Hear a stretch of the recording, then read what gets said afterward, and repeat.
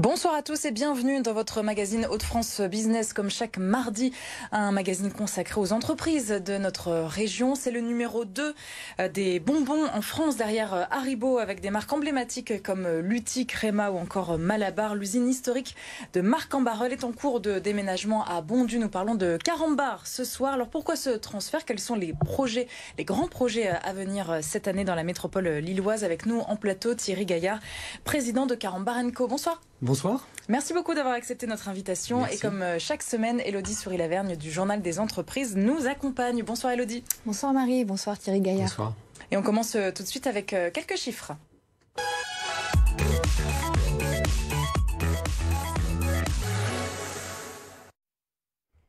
Carambar, donc à Bondues, c'est environ 420 salariés, 22 000 tonnes de bonbons produits en 2021. Une production, on va le voir ensemble, amenée à s'accroître, et 12 millions d'euros d'investissement pour moderniser donc ce site dans la métropole lilloise à Bondues. Carambar & Co qui a fait l'actualité, bien sûr, il y a quelques mois, avec le déménagement du site de Marcq-en-Barœul donc vers Bondues. Est-ce que le climat social est apaisé ? Le climat social est apaisé, oui, tout à fait. Après en avoir beaucoup parlé dans les médias et sur les réseaux sociaux, aujourd'hui l'usine était fermée, puisqu'elle est fermée depuis fin août maintenant, et le déménagement bat son plein. Les premières lignes de Carambar ont migré vers Bondues début juillet, et les toutes dernières lignes Michoco démarreront à Bondues fin octobre. Des salariés qui s'inquiétaient de ce transfert, justement, qu'en est-il de leur avenir? Oui, c'est une question importante, parce que vous savez, fermer un site, même si c'était justifié économiquement, même si entretenir deux usines à quelques kilomètres de distance, une jeune ou récente, on va dire, et une plus ancienne, faisait pas beaucoup de sens économiquement. C'est toujours un crève-cœur de fermer un site, surtout un site historique. Moi, dès le départ, avec nos équipes, on a voulu être certain qu'on aurait une offre de reclassement pour chacun des salariés, ce qui est le cas aujourd'hui. Aujourd'hui, on peut dire qu'il y a une quarantaine de collaborateurs de Marcq-en-Barœul qui ont rejoint le site de Bondues, une quarantaine d'autres qui ont trouvé des postes à l'extérieur, et je m'en réjouis parce que l'activité économique reprend en France et dans les Hauts-de-France. Et puis, il y a un certain nombre de départs à la retraite, de certaines personnes en formation ou en reconversion. Donc aujourd'hui, on peut dire que chacun a une solution qui lui convient. Donc vous aviez jusque-là deux sites éloignés de 8 km à peu près l'un de l'autre, oui. à Marcq-en-Barœul, l'autre à Bondues. Qu'est-ce qui vous a conduit à vouloir concentrer l'activité sur celui de Bondues? Qu'est-ce que ça vous apporte? De la compétitivité en plus? Oui, c'est important de replacer cette décision de fermeture dans le contexte, dans le projet d'entreprise finalement de Carambar & Co. Carambar & Co, c'est une jeune entreprise qui a 4 ans d'existence, même si elle gère des marques comme Poulain, Créma ou Carambar qui ont 80 ans d'existence. On a repris ces marques, on a voulu d'abord les redresser, les moderniser, les remettre au goût du jour. C'est des marques qui étaient un petit peu en perte de vitesse. Deuxièmement, on a fait le choix de relocaliser la production en France. Ça, c'était dans les années 2018-2019. On a investi une quarantaine de millions pour vraiment rapatrier les productions qui étaient Avant, à l'époque. c'était où? Pardon, je vous coupe. C'était beaucoup en Espagne, beaucoup en Pologne, en République tchèque et encore un petit peu en France. Donc, retour chez nous. Retour chez nous. Aujourd'hui, tout ce qu'on vend en France ou à l'international est produit sur le territoire français. On en est fiers.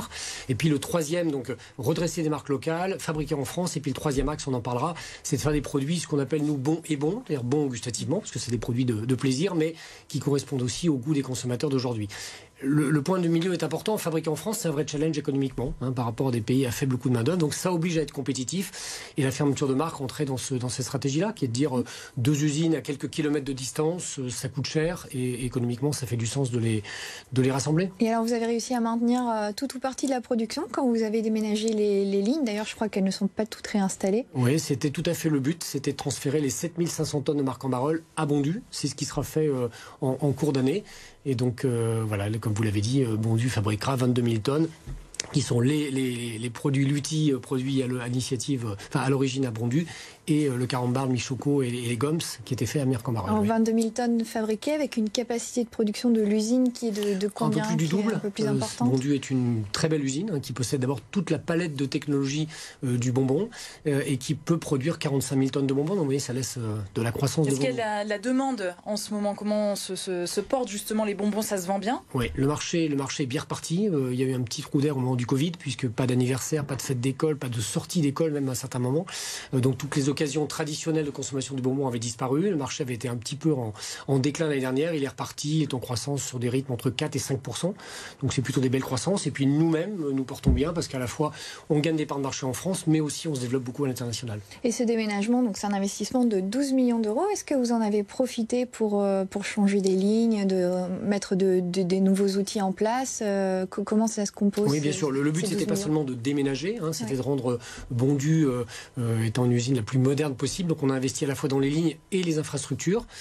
C'était le but de ces investissements de 10 à 12 millions qui interviendront entre la fin d'année et le début de l'année prochaine. Et alors vous avez quelle part de marché en France pour les marques Carambar, Henco aujourd'hui? Alors sur le marché de la confiserie, on a entre 27 et 28% de part de marché, selon les périodes. On est face à un gros concurrent, un peu plus gros que nous évidemment. Donc on a pour objectif de gagner des parts de marché en France, mais aussi de se développer à l'international. Il faut savoir que sur une usine comme Bondu, déjà 30% de la production est vouée à l'exportation dans une cinquantaine de pays. Et l'objectif, c'est évidemment de se renforcer dans les pays existants, mais d'ouvrir aussi de nouvelles zones géographiques. On est par exemple en prospection en ce moment dans tous les pays du Moyen-Orient. Et ça se vend où en grosse quantité? Quels sont les pays numéro 1? Alors les gros pays sont en Europe, l'Allemagne, l'Angleterre, les pays nordiques aussi, Suède, Danemark, Norvège sont très consommateurs de bonbons. Mais les pays dont je parlais à l'instant, pays du Moyen-Orient, sont aussi très consommateurs de chocolat et de bonbons. Donc c'est notre prochaine cible géographique. Oui. Et c'est des marques spécifiques pour ces pays ou c'est les marques qu'on connaît en France? On va utiliser les marques Carambar, les marques Lutti, Poulain et Créma, effectivement. On va se baser sur nos marques fortes. Et comment vous vous positionnez sur le bio? On en parle beaucoup en ce moment. Ce sera l'un des thèmes aussi importants l'année prochaine pour la présidentielle. Dans les bonbons, ça se caractérise comment? Alors, comme je le disais, nous, dès le départ, on fait choix d'une stratégie dans ce qu'on appelle le bon et le bon. Voilà, de façon très simple, des produits bons gustativement, parce que c'est des produits de plaisir, on les achète avant tout pour se faire plaisir, qu'on parle de chocolat ou de bonbons. Et en même temps, il est important d'être aujourd'hui totalement dans l'air du temps et dans les attentes des consommateurs du moment. Donc et qui sont d'ailleurs pas un effet de mode, qui pour moi sont une tendance lourde. Donc on a lancé des bonbons et du chocolat bio, mais on a lancé aussi une bonne partie de nos gammes sous la marque Créma sans gélatine animale, parce qu'on sait que c'est une attente forte de certains de consommateurs. On est en train petit à petit de passer de colorants et d'arômes artificiels à du naturel. Par exemple, toute la gamme Créma aujourd'hui est 100% à base de colorants et d'arômes végétaux. On a commencé à lancer évidemment de transformer nos sachets plastiques en sachets papier recyclables. Voilà, cette tendance-là est une tendance de fond et qui pour nous est très importante. Oui. Et parmi donc ces 12 millions d'euros d'investissement, donc il y a une grosse part qui est consacrée à tout ça, aux enjeux un petit peu environnementaux en dehors de la composition des produits. Est-ce que le mode de production sont plus propres aussi de l'usine? Alors l'usine est plutôt une usine propre déjà aujourd'hui. Je dirais que les 12 millions sont vraiment consacrés à de l'augmentation de capacité de production, à la modernisation de lignes et à la modernisation des infrastructures de l'usine. En revanche, une grosse partie de nos budgets de recherche et développement sont consacrés effectivement à cette nouveau bonbon, on va dire. Voilà. Encore une fois, plus naturel ou bio ou moins sucré également. Et les objectifs de croissance ici à Bondu, alors est-ce que vous avez une petite idée? Est-ce que vous comptez recruter aussi?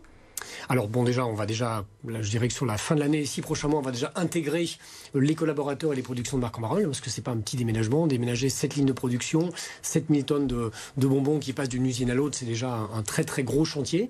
Et puis effectivement, on va repartir à l'attaque dès l'année prochaine. Encore une fois, en France et à l'étranger, beaucoup à partir d'innovation. On vient de lancer très récemment des Lutti sous licence Pokémon. On vient de lancer des Carambar guimauve au goût de caramel. Voilà. Donc il y a toute une vague d'innovation qui va arriver et qui vise évidemment à faire croître nos parts de marché en France et à l'international. Oui. Et donc, merci beaucoup Thierry Gaillard, président de Carambar Henco, donc d'être venu sur notre plateau donc pour évoquer l'avenir et donc cette croissance pour Carambar. Vous restez avec nous pour l'actualité du journal des entreprises.